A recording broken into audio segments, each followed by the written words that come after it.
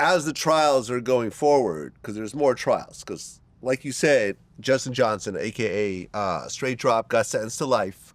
He was found guilty of first-degree murder, conspiracy to commit first-degree murder, and a felon in possession of a firearm. Mm. But there's two more trials coming. Cornelia Smith, who was in the car during the shooting, and there's also Hernandez Govan, who they say was somehow involved in masterminding it, but from what I understand, he's going to be let free. He's going to get probation or something like that, or time served. But as more information is coming out, there was a list of people that Big Jook, allegedly put hits on. Yeah. Like you said, Young Dolph was 100,000. Key Glock, who's the second biggest artist on the label, was 50,000. PRE Wu, 50,000. Snoop Bands, 20,000. And Moochie Grape, 5,000. So he was allegedly putting hits on a whole bunch of people.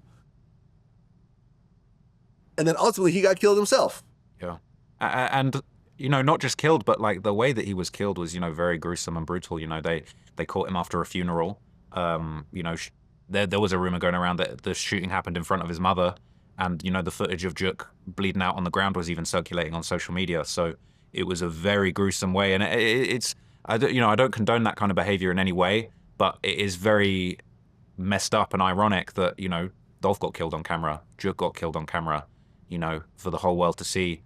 Sometimes you hear these hip hop stories, these drill gangster stories where people go back and forth. I mean, even the King Von situation, there's a pretty twisted poetic irony in the fact that, Duck got killed on camera and these guys were laughing about it for months. Next thing you know, Von's dying on camera, damn near in the same kind of way. And for that to have happened to Dolph and Jook, it just shows that if that's the energy you put out, that's the energy that can come back around for you.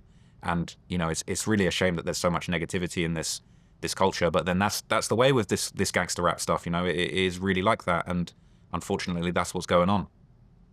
Yeah, man, it's stupidity. And I mean, to be honest, like, I'm sure Big Jook in his final moments, his last few thoughts was, why did I do this? It's not that serious. And now I'm dying over a song, over an insult, over just a bunch of nonsense. And now his mother, who was right there, and I'm sure he's looking at his mother going, wow, you're going to have to live with this because I wanted to be a gangster when I didn't have to be a gangster anymore. Like, really, Yo Gotti created a situation where nobody had to do this anymore. But yet, this is what happened.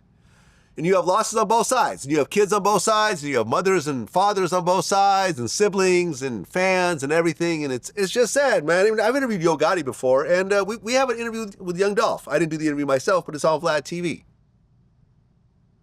And yeah, it's just sad. It's just sad. It's messed up. And I really hope that people just grow up a little bit. Learn this. Take this as a growing up lesson. That it's really not that serious. I totally agree with you. Obviously, look, it's so tragic for everybody involved, for the families, for the fans. Just think of all the amazing music that the world's missing out on because Dolph's no longer with us. Who knows what's going to happen on the other side? You never know. Yo Gotti might get wrapped up in this and end up serving a long sentence in jail. That's another person that's not releasing music, not supporting for their people. And like you say, not to disrespect anyone, but it is kind of childish. It is kind of immature when you think about, what were you put on this earth for? Was someone like Young Dolph put on this earth to make great music and great art, or to be shooting it out with his ops and causing death and destruction in the community?